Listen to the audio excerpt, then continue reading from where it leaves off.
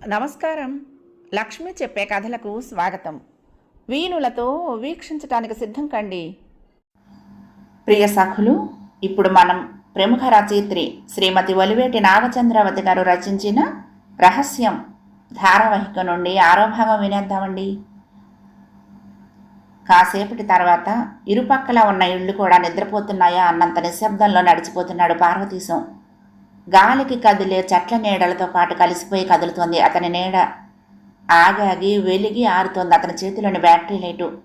తళుక్కుమంటూ ఎగురుతున్న మిణుగురులతో కలిసిపోయి అలవాటు పడిన త్రోవ అడుగుల్ని తడబడినీయటం లేదు. కానీ పక్కన ఉన్న ఇళ్లల్లో ఏ ఇంట్లో నుంచి హఠాత్తుగా నిద్దట్లో తల్లి ఒడిలో నుంచి దూరంగా జరిగిన పసిబిడ్డ చటుక్కున మేల్కొంటూ కెవ్వుమని ఏడుపు వినిపిస్తేనూ, నిద్రమాను కొమ్మ మీద గూట్లో గువ్వపిట్ట నిద్రమత్తులో రెక్కలు టపటపలాడించి ప్రశాంతతను భగ్నం చేసినప్పుడు మాత్రం తటపటాయింపుగా ఆగి తిరిగి కార్యోన్ముఖుడై ముందుకు సాగుతున్నాడు.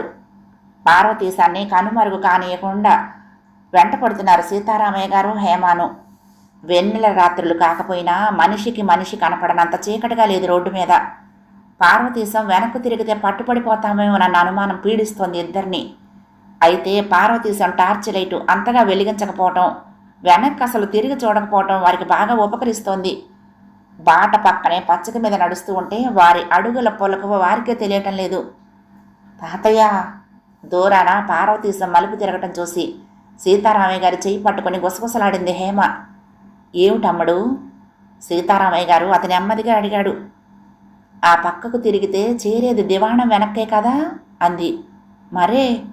మరి అటు పెడుతున్నాడేంటి మావయ్య? వాళ్ల మనసుల్లో అనుకుంటున్నది ఊరవతల ఏటు ఒడ్డుకో లేక కలువ కొలను యువతల తోటల్లోకి వెళ్తాడని. హేమకైతే ఇవన్నీ కాక ఇంకొక సందేహం, పక్క ఊరి పొలిమేరల్లో ఉన్న శ్మశానానికేమో అతని గమ్యమని. మరిదేమిటి? చూద్దాం, వెళ్తున్నాగా. పార్వతీశం మలుపు తిరిగాడు కాబట్టి నడక వేగం పెంచుతూ అన్నారు సీతారామయ్య గారు. వీరుభయులు కూడా మలుపు తిరుగుతూ ఎందుకైనా మంచిదని సందులోకి తొంగు చూసే వేళకి దూరాన పార్వతీశం ఆకారం దివాణం వెనుక గుమ్మంలో నుంచి లోపలికి వెళ్తూ కనిపించింది. గాలి తీసేసిన బెలూల్లా ఒక్కసారిగా చప్పబడిపోయింది హేమ. సరిపోయింది, ఈయనగారు వెళ్ళేది మళ్ళీ ఆ దేవి మందిరానికేనా అంది. ఇంకా ఎందుకు కాళ్ళ తిప్పట, పద తాతయ్య పోదాం అంది నిరుత్సాహంగా సీతారామయ్య గారిని ఆపుతూ. గొప్ప మిస్టరీ ఏదో ఛేదిస్తానని చెప్పి తీసుకొచ్చి గుప్పెడు తెరిస్తే ఇట్లా మిడతం పొట్లే కనిపించినందుకు చాలా సిగ్గుగా ఇబ్బందిగా అనిపిస్తోంది హేమకు. నీకు మరీ తొందర ఎక్కువ అమ్మడు. ఈసుడు మందిరంలోకే వెళ్ళాడనుకో. ఇంత రాత్రి వేళ ఎందుకు వెళ్ళాడో, ఏం చేయటానికి వెళ్ళాడో? ఇంత దూరం వచ్చిన వాళ్ళం ఇంకొక 4 అడుగులు వేసి చూసొస్తే సరి అన్నారు సీతారామయ్య గారు మెల్లగానే మందలిస్తూ.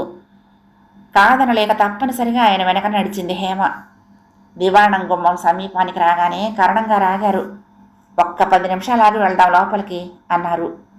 అది కోటలాంటి దివాణానికి వెనక తట్టు అవటం వలన ఆ ప్రాంతం అంతా చిమ్మ చీకటి అలుముకుంది. ఆశ్రమానికి వెళ్లే కాలిబాట పక్కనంతా ఖాళీ స్థలమే. అక్కడంతా పెద్ద పెద్ద చెట్లు అడ్డదిడ్డంగా పెరిగిపోయి తన నీడల్లో ఆ అంధకారాన్ని మరింత దట్టం చేస్తున్నాయి. గాలి విసురుకు ఊగిపోతూ కొమ్మలు చేసే ఝంకారం, అసురగణ వాయిద్యాల మోతల్లా కీచురాళ్ల వికృత ధ్వనులు వాతావరణాన్ని బీభత్సంగా తోపిస్తున్నాయి. రోజు ఆశ్రమానికి అటుగా వెళ్లే హేమకు కూడా ఒళ్ళు జలతరించిపోతూ ఉంటే గుబులు గుబులుగా సీతారామయ్య గారి చెయ్యి పట్టుకుని నుంచుంది. క్షణాలు గడిచిపోతున్నాయి. తనతో రమ్మని హేమకు సంజ్ఞ చేసి నడిచారు సీతారామయ్య గారు. సర్వమంగళాదేవి మందిరంలోంచి సన్నపాటి వెలుతురు కనబడుతోంది. కొద్దిపాటి అలికిడి వినపడుతోంది. మెత్తగా అడుగులు వేస్తూ వెళ్లి గంభాలన మందిర ద్వారం ఎదురుగా నిల్చున్నాడు ఆయన. మబ్బు మెరుపు లేని వానలా ఉన్నట్టుండి ఆయన అలా కళ్ళెదుట నిలిచేసరికి వ్యాఘ్ర చర్మం మీద నారవస్త్రం పరుచుకుంటున్న పార్వతీశం తబ్బిబ్బయ్యాడు. బాబాయ్, మీరు ఇప్పుడు ఇక్కడ అన్నాడు తత్తరపాటుతో. ఓరగా నిలబడి అతడినే చూస్తున్న హేమకు అతని దిగ్భ్రమలో ఏదో కల్తీ కనిపిస్తోంది అనిపించింది. అవునయ్యా, మేమే చీడీలడానుకుని తిండి మీద కూర్చుంటూ తాపీగా అన్నారు సీతారామయ్య గారు. అప్పటి వరకు హేమను గమనించిన పార్వతీశం ఆమెను చూసి మరింత విస్తుపోయాడు. అర్భకుడి మీద వేళకాని వేళ ఈ దండయాత్ర ఏమిటి బాబాయ్? చేతులు ముకుళించి ముఖం వేల వేసి నాటకీయంగా అన్నాడు. అవునయ్యా, నేననేది అదే. వేళ కాని వేళ ఇక్కడికి నీ రాకపోకలేమిటి అని. నువ్వు ఇట్లా పురుగు పుట్రా తిరిగే వేళను కానీ, గాలి ధూళి చెలరేగా వేళను కానీ చూసుకోకుండా, ఎవ్వళ్ళకి చెప్ప చేయకుండా ఇల్లు విడిచిపెడుతూ ఉంటే నువ్వు ఏ ఆపద పాలవుతావోనని అమ్మడు ఎంత బెంగటిల్లిపోతుందో తెలుసునా? మీ అక్కకు తెలియలేదు కానీ తెలిస్తే ఎంత కలవరపడుతుందో యోచించావా? ఎందుకయ్యా ఓ వేళాపాళ లేకుండా నువ్వు ఇక్కడికి రావటం? వెంటనే విషయానికి వచ్చేస్తూ అడిగారు సీతారామయ్య గారు. ప్రశాంతంగా జపం చేసుకుందామని బాబాయ్, కొద్దిగా తల వంచి వినమ్రంగా చెప్పాడు పార్వతీశం. ఏం పగలంతా చేసుకుంటున్నావు, అది చాలదా? అందుకే కదా మందిరం పూర్తిగా నీ అధీనంలో ఉంచింది. నుదురు చిట్లించారాయన. పార్వతీశం వెంటనే జవాబు ఇయ్యలేదు. తల తిప్పి సర్వమంగళాదేవిని భక్తిగా చూస్తూ ఉండిపోయాడు ఒక్క క్షణం. దేవి మెడలో ప్రొద్దుట వేసిన మందారమాల జీవితం ఎంత క్షణికమో చెప్తున్నట్లుగా పూర్తిగా ఒడిలిపోయి దీనంగా వేళ్లాడుతోంది. బ్రతుకు బుద్భుతమని తెలిసిన జీవుడిలో ఆరని వాంఛల దేవి పాదాల దగ్గరున్న నూనె దీపం మిడుకు మిడుకుమంటూ వెలుగుతోంది. వ్యామోహ పీడితుడైన బిడ్డ బలహీనతల్ని, నిస్సహాయతల్ని అర్థం చేసుకున్న మాతృమూర్తిలా దేవి మందహాసం చిందిస్తూ ప్రసన్నంగా చూస్తోంది. నా తల్లి దగ్గరకు నన్ను చేర్చి నాకు మహోపకారమే చేశారు బాబాయ్. కానీ ఈ తల్లి కృపాదృష్టి కోసం చేసే ప్రయత్నంలో నిమగ్నున్నయ్యే ఆస్కారం లేకుండా పోతోంది నాకు. కారణం ఏమిటంటారా? అమృత ఫలరసం గ్రోలుతూ ఉంటే గుటక గుటకకి గింజలడ్డు పడినట్లు నిరంతరం ఎవరో ఒకరు నాకు అంతరాయం కలిగిస్తున్నారు అన్నాడు పార్వతీశం. ఎవరయ్యా వాళ్ళు? ఎవరేమిటి బాబాయ్? గెడ్డి కోసుకోవటానికి వచ్చే గురవయ్య, మేక కోసం ఆకులు దూసుకోవటానికి వచ్చే కాసయ్య, ఆశ్రమానికి పాలు తీసుకొచ్చే పాపాయమ్మ, గొడ్లను మేపుకోవటానికి వచ్చే రామదాసు, వీళ్ళంతా నాగా లేకుండా రోజూ వస్తారు. ప్రసాదం పెట్టు పూజారయ్యా అని అడుగుతారు. అమ్మవారి పూజా కుంకుమ కొద్దిగా ఇయ్యి అంటుంది పాపాయమ్మ. శటగోపం లేదా బాబు అంటాడు కాసయ్య. పలికేదాకా పలకరించడం మానరు, అడిగింది ఇచ్చేదాకా ఇక్కడి నుంచి కదలరు. కళ్ళు మూసుకుని ధ్యానం చేసుకుంటున్న వాడిని కదిలించకూడదనే ఇంగిత మెరుగని పామరులు. వాళ్ళనని ప్రయోజనం లేదు. భారంగా నిశ్వసించాడు పార్వతీశం. ఇటు చూస్తే నా దీక్షకు నియమిత కాలం పూర్తి కావస్తోంది. నా జపమేమో సరిగ్గా సాగటమే లేదు. సకాలంలో అది సంపూర్ణం చెయ్యకపోతే ఇన్నాళ్ళు నేను చేసిన తపస్సు అంతా వ్యర్థమే అవుతుంది. అది విఫలమైతే ఈ జన్మకే అర్థం లేదు, సాఫల్యం లేదు. అందుకనే బాబాయ్ రాత్రి పగలు అనే తేడా చూసుకోవటం లేదు. ఇప్పుడైతే నా జపం నిరాఘాటంగా సాగుతుందనే ఆశతోనే అపరాత్రైనా మందిరానికి వచ్చేస్తున్నాను. ఇవన్నీ అక్కతో చెప్పి నొప్పించకుండా ఒప్పించే ఓర్పు నాకు లేదు. అదంత ఆవశ్యకమని నేను భావించలేదు. అది తప్పు అని మీరు అనుకుంటే నన్ను క్షమించండి బాబాయ్. చేతులు కట్టుకుని ఎటో చూస్తూ తన సొద వినిపించాడు పార్వతీశం. శ్రద్ధగా ఆలకించారు సీతారామయ్య గారు. అతని సంజాయిషీలో అసంగతమేమీ అనిపించలేదు ఆయనకు. పార్వతీశం మీద గొప్ప సానుభూతి కూడా ఏర్పడిపోయింది. విన్నావా, అది సంగతి అన్నట్లు సాభిప్రాయంగా చూశారు హేమవంక. ఆ చూపులో నిష్కారణంగా పూజా జపము అంటూ దేవుళ్ళాడే ఈ వెర్రిబాగుల వాడి మీద అభాండాలు వేసావు సుమా అన్న హెచ్చరిక, నన్ను కూడా ఈ రొంపులోకి దింపి ఫూల్ను చేసావు కదమ్మా అన్న నిష్ఠూరం కూడా ఉన్నాయి. కానీ హేమ ఆయన చూపుల్ని ఖాతరు చేసే స్థితిలో లేదు. ప్రమిద దీపపు కాంతిలో సైతం లోపల ఒకరి కన్నుగప్పి దాచిపెట్టింది ఏమీ లేదని స్పష్టంగా తెలిసిపోతున్నా గర్భగుడి నలుమూలలన్నీ కళ్లతోనే చకచక వెతికేస్తోంది. ఎంత వెతికినా ఏమున్నాయని? రోజు ఊడ్చటమే గాని ఎత్తి పారబోయటం లేదు కావును. తీసేసిన పూలమాలలు, ఎగురొచ్చిన ఆకులు అలములు గట్రా 2 తట్టల చెత్త ఓ మూల పోగేసింది. దేవికి ఓ పక్కగా పరిచిన వ్యాఘ్ర చర్మం, పరుస్తూ పరుస్తూ అప్పిన నార వస్త్రం, దాని పక్కనే లావాటి చేతికర్ర, టార్చ్ లైటు, గుడ్డ సంచి ఉన్న వల్ల అవే. కానీ అంతే అనుకోవటానికి మనసు ఒప్పటం లేదు హేమకి. ఆ గుడ్డ సంచిలో ఓ అంగుళం మేర తెల్లగా బయటకొచ్చి తొంగి చూస్తున్న వస్తువేమిటో, ఆ మూల అంత పోగుండాల్సిన అగత్యం ఏమిటో అనుకుంటూ రంధ్రాన్వేషణ సాగిస్తోంది ఆ మనసు. మళ్ళీ అదేదో పైకి చెప్పి సందేహ నివృత్తి చేసుకోవటానికి జంకు. తీరా చేసి దానిలో ఏ ఒత్తుల కట్టో అగ్గిపెట్టో దర్శనమిచ్చినా ఈసారి చూపుల శిక్షతో సరిపట్టరేమో తాతగారు అని భయం. కానీ నిజంగా హేమ తెగించి ఓ అడుగు ముందుకేసి ఆ సంచి బోర్లించి ఉంటే, ఆ పోగు కదిపి ఉంటే పార్వతీశం అపరాధి అవునో కాదో తర్వాత సంగతి. హేమ అనుమానాలకు ఆధారం లభించి ఉండేది. హేమ, ఇక వెళ్దామా? లేచి నిలబడుతూ హేమని ఆలోచనల్లో నుంచి లేవగొట్టారు సీతారామయ్య గారు. ఆగండి బాబాయ్, నేను వస్తున్నాను, పార్వతీశం అంటూ ఉంటే ఆశ్చర్యంగా చూశారు సీతారామయ్య గారు. ఈ వేళకి ఇక ధ్యానం కుదిరేలా లేదులేండి, పేలవమైన చిరునవ్వుతో అన్నాడు పార్వతీశం. దేవి ముందున్న ప్రమిదలో ఒత్తి సరిచేసి చేతి కర్రను టార్చిని చేతిలోకి తీసుకున్నాడు. తలుపులు దగ్గరగా లాగి తాళం వేశాడు. పార్వతీశం చేతిలో కర్ర చూడగానే ఏదో స్ఫురించి, అవును, ఈ కర్ర ఎందుకయ్యా నీ చేతిలో అని ప్రశ్నించారు సీతారామయ్య గారు. ఇది కర్ర కాదు బాబాయ్, కత్తి. మూత తీసినట్లుగా కర్ర సగభాగాన్ని విడగొట్టి చూపించాడు పార్వతీశం. అర అడుగునున్న కత్తి బుస్సున పొదలో నుంచి తలెత్తిన మొగలి నాగులా బయటపడింది. అందులో నుంచి అడవుల్లో కొండల్లో తిరిగే వాళ్ళందరి దగ్గర చిన్న చితక కీటకాల బారి నుంచి రక్షణ కోసం ఈ రకమైన ఆయుధం ఒకటి తప్పనిసరిగా ఉంటుంది. మేము హిమాలయాల్లో సంచరించినప్పటి నుంచి ఇది నా వెంటే ఉంటుంది, తిరిగి మూత బిగిస్తూ చెప్పాడు పార్వతీశం. ఓహో, దీన్ని చూశానన్నమాట దాసు. అర్ధోక్తితో ఆ పేరు సీతారామయ్య గారు పూర్తి సమాచార సేకరణ కోసం పార్వతీశం ఒక ప్రశ్నార్థకంగా చూస్తూ అన్నారు. మీ దాకా కూడా వచ్చి చెప్పాడనమాట దాసు అనుకున్నాను, చిన్నగా నవ్వాడు పార్వతీశం. మొన్న శుక్రవారం నాడు అంబకి కొబ్బరికాయ కొట్టి నైవేద్యం పెడదామని పీచు తీసేందుకు మరేం దొరక్క ఈ కత్తి పైకి తీశాను. ఆ సమయానికే దాసు ఇక్కడికి వచ్చాడు. నా చేతిలోని కత్తి చూసి ఏమనుకున్నాడో ఏమో, వెనక్కి తిరిగి ఒకటే పరుగు. ఎంత పిలిచినా వినిపించుకొనే లేదు. అప్పుడే అనుకున్నాను, ఈ వెర్రి బాగులు వాడు ఏమని ప్రచారం చేస్తాడో ఏమో అని మందహాసంతో ముగించాడు పార్వతీశం. అదన్నమాట సంగతి. తృప్తిగా తల పంకిస్తూ కదిలారు సీతారామయ్య గారు. ముందు సీతారామయ్య గారు, పార్వతీశం ఒక్కడుగు వెనగ్గా హేమ నడక సాగించారు. ప్రకృతి అంతటా పరుచుకున్న నీరవ నిశ్శబ్దం. అంత నిశ్శబ్దాన్ని భరించలేనట్లు సీతారామయ్య గారు మాటలు మొదలుపెట్టారు.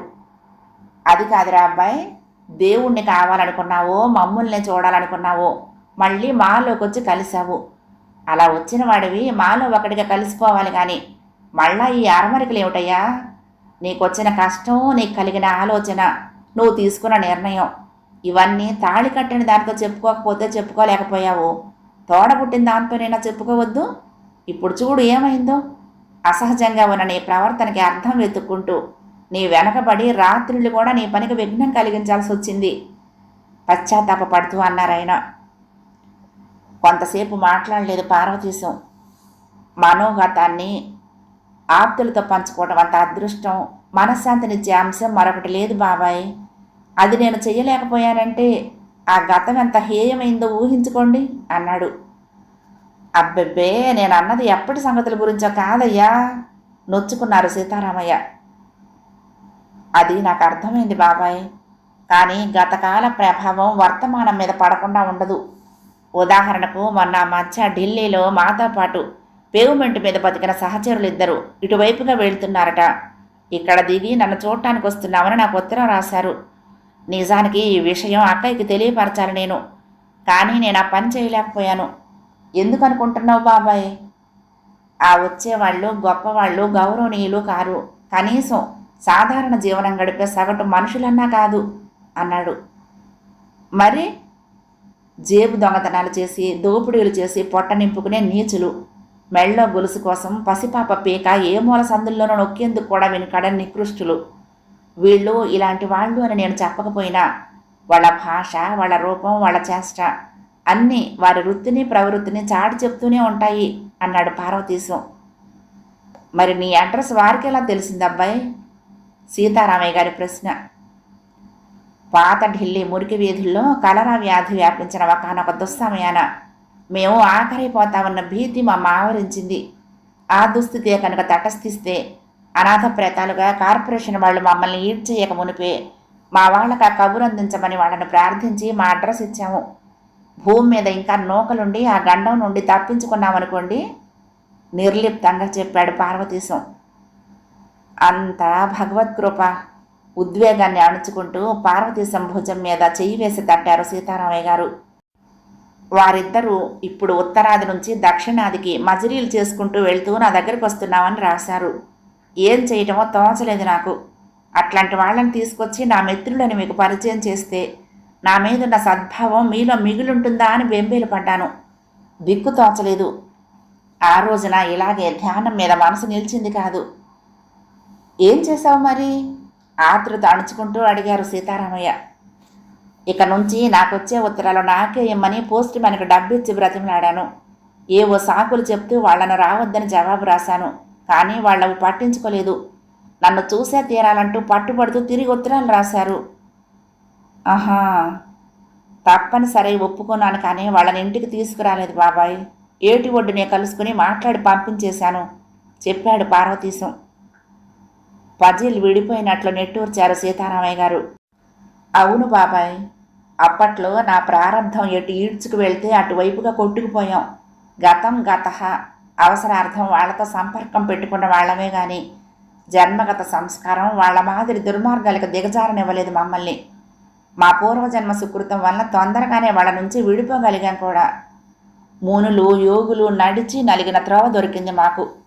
లక్ష్యాలు వేరే గాని బావా నేను సేవించిన మహానుభావులు సాధారణమైన వాళ్ళు కాదు, జ్ఞానులు సాధువులు. వారి వల్ల నాకు మహోపకారం జరిగింది. నా కర్మ పరిపక్వమైంది. అమూల్యమైన దేవీ మంత్రం లభించింది. నా తల్లి ఆదేశంతో, నా గురువు ఆనతితో సహస్రకోటి జపదీక్ష లక్ష్యంగా ఇక్కడికి వచ్చాను. ఆ అమ్మ కృప వలన నా తపస్సు సలక్షణంగా సాగుతోంది. నా ఆశయం సిద్ధించే సమయం ఆసన్నమవుతోంది. ఈ అదనులో వాళ్ల రాక నన్ను చాలా ఇరకాటంలో పడేసింది.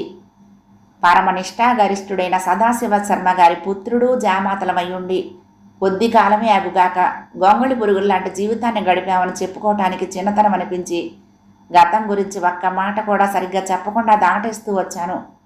ఇప్పుడు హఠాత్తుగా సంఘానికే చీడ పురుగుల్లాంటి మనుషులతో కలిసొచ్చి వీళ్ళు మా మిత్రులని చెప్తే మీరేమనుకుంటారు? ఈ జపతాపాలు, నడత, వేషం మోసమని భావించరా? ముఖ్యంగా అక్కయ్య మా కారణంగా ఎన్నో ఇడుముల పాలయ్యింది, ఎన్నో కష్టాలు అనుభవించింది. మూడొంతుల జీవితాన్ని విషాదయోగంలోనే గడిపింది. నేనొచ్చాను, నన్ను చూశాక ఆమె మనసు తేరుకుంటున్నది. ఇప్పుడిప్పుడే తేరుకుంటున్న ఆ మనసు ఈ షాకుతో మళ్ళీ చెదిరిపోవచ్చు. నా మీద కుదురుకుంటున్న విశ్వాసం సడలిపోవచ్చును.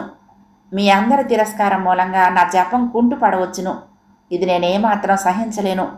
అందుకే ప్రస్తుతానికి అన్నీ తెరచాటుగానే ఉంచుతున్నాను. ఇదిగో ఈ జపం పూర్తి కానివ్వండి. అన్నీ అక్కయ్యకు మీరన్నట్లే విసితపరుస్తాను.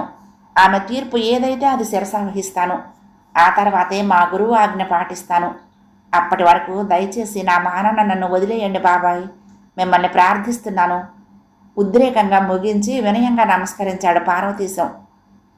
వదలని అనుమానంతో, తేల్చుకొని అయోమయంతో హేమ తికపకపడుతూనే ఉంది. నిట్టూర్చి అంగీకారంగా తల ఊపేశారు సీతారామయ్య. ఇల్లు సమీపించింది. గేటు తెరిచి ముందుకు నడవబోయారు. వరండాలోనే నిలబడి ఉంది గాయత్రి. నువ్వు కొంచెం చొరవ చూపించాలి గాయత్రి, తొందరపడాలి అన్నారు సీతారామయ్య. నన్నేం చేయమంటావు బాబాయ్? సహజంగా పరస్పరం ఇద్దరి మధ్యన ఎంతో ఆకర్షణ ఉండాల్సిన వయసు. ప్రకృతి ధర్మమే వాళ్ల ముందు పరాజయం పాలవుతూ ఉంటే నా వల్ల ఏమవుతుంది? ఆ దేవుడే వాళ్ళని కలపాలి నిస్పృహగా అంది గాయత్రి.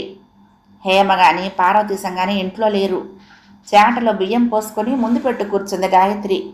వేళ్లు మాత్రం యాంత్రికంగా బియ్యాన్ని కదుపుతున్నాయి గాని సీతారామయ్య గారి కదిలేసిన విషయంలో క్లిష్టత మూలంగా ఆమె కళ్ళు బియ్యంలోని బెడ్డల్ని గుర్తించడం మానేశాయి.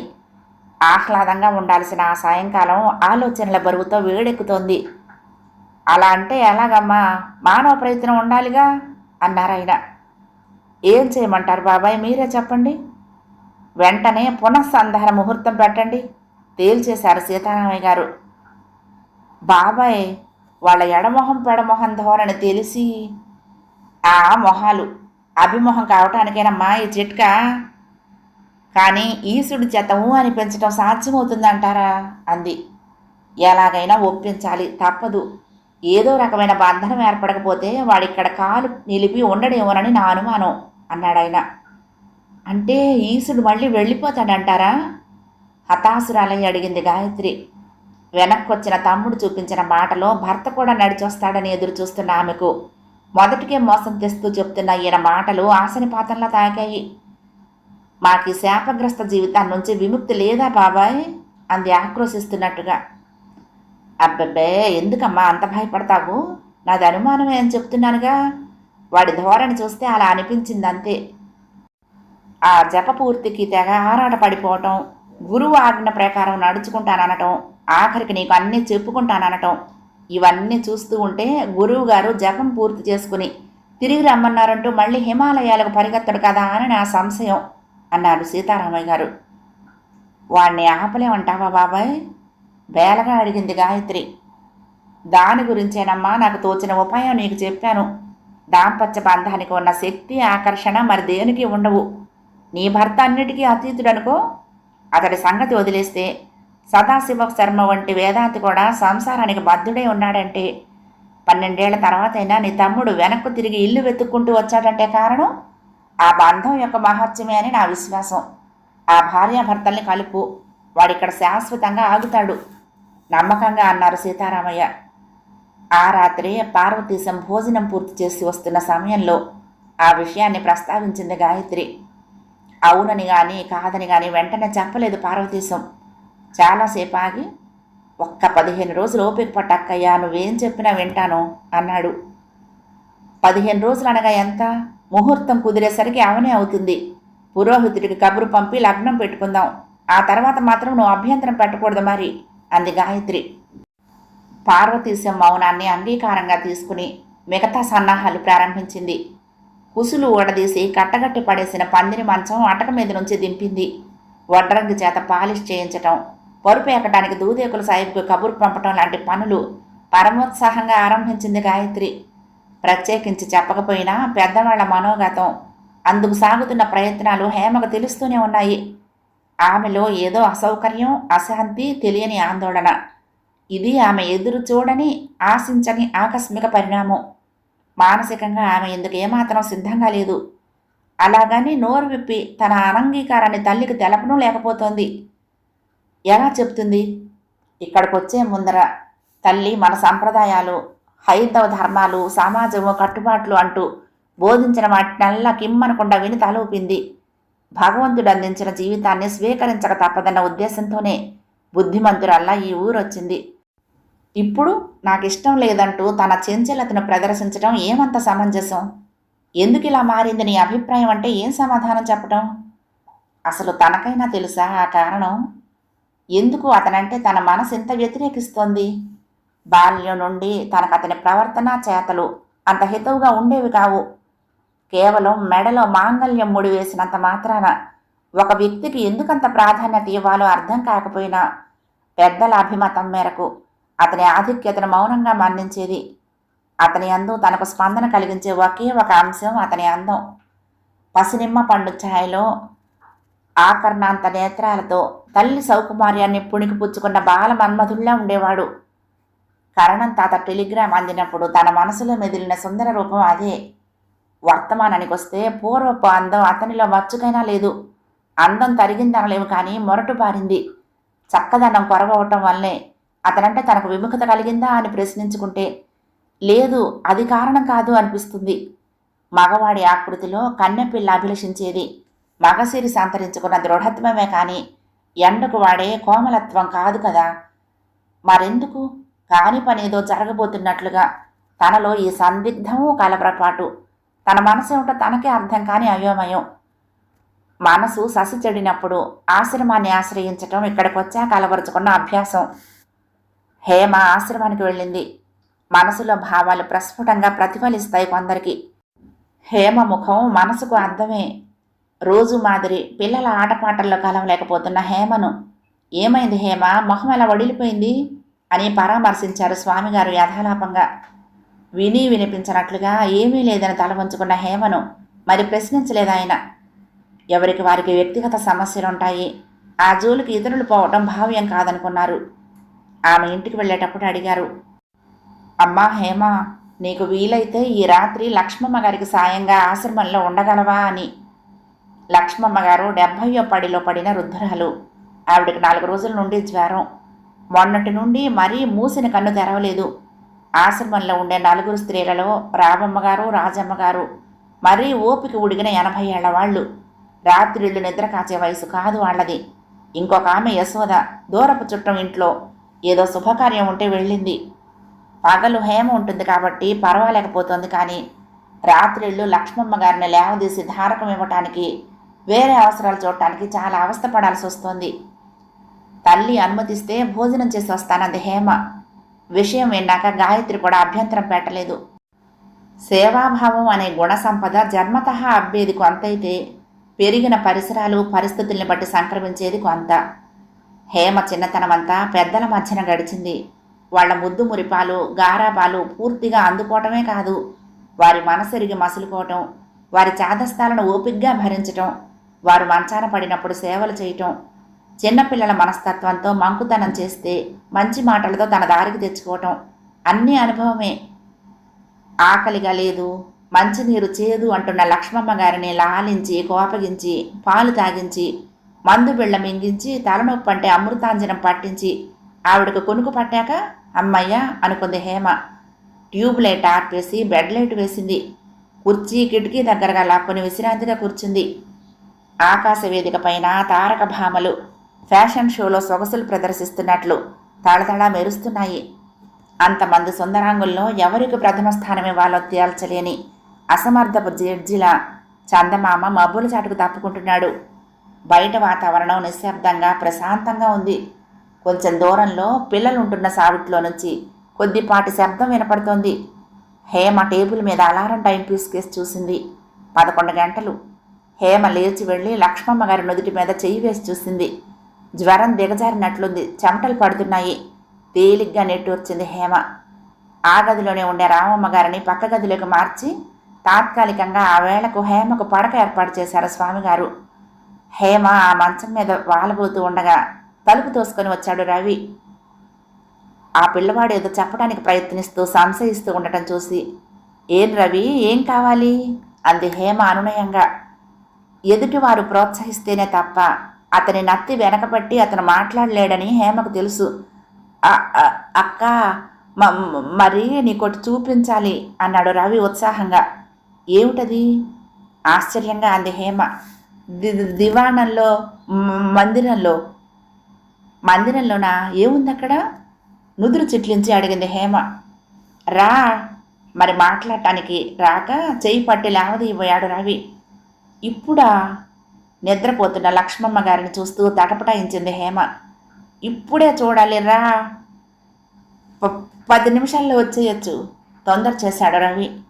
రవి చాలా ఇంగిత జ్ఞానం గల పిల్లవాడు. ఎంత గొప్ప విశేషమో ఉంటే తప్ప ఇంత రాత్రి సమయంలో తనను ఇంత త్వర పెట్టడు. సందేహాన్ని వదిలి లేచింది హేమ. ఆశ్రమం గేటు దాటితే దివాణం వెనకవైపు చేరటానికి 2 నిమిషాల నడక. దివాణం గుమ్మం దాకా వచ్చారిద్దరూ. ఆ నిశ్శబ్ద నిశీధిలో లోపల నుండి దేవి మంత్రోచ్చారణ చేసే పార్వతీశం గొంతు స్పష్టంగా వినిపిస్తోంది. రవి హేమ చేయి పట్టుకుని వినమన్నట్టు చూశాడు. ఇదే విశేషం అంది. అరిగిపోయిన జోకుని 21వ శతాబ్దపు సరికొత్త జోకులా చెప్తే నవ్వు వచ్చింది హేమకు. నవ్వకు, లోపలికి పద గుసగుసలాడాడు రవి. అతను పట్టుకున్న చేతిని విడిపించుకుంటూ మెల్లగా చెప్పింది హేమ. నాకది ముందే తెలుసు రవి, లోపలున్నది మా మామయ్యే. పగలు నిష్ట కుదరక రాత్రిళ్ళొచ్చి జపం చేసుకుంటున్నాడు అంతే. పద పోదాం. వద్దనుకున్నా దాగని విరక్తి గొంతులో ధ్వనిస్తూ ఉండగా అంది. ఒక్క క్షణం నివ్వెరపోయినట్లు చూశాడు రవి. ఆ తర్వాత విడిపించుకున్న హేమ చెయ్యి మళ్లీ పట్టుకుని మాట్లాడొద్దు అన్నట్టు నోటి మీద వేలుంచి పద అంటూ లోపలికి తీసుకెళ్లాడు. మందిరం తలుపులు ఓరగా వేసున్నాయి.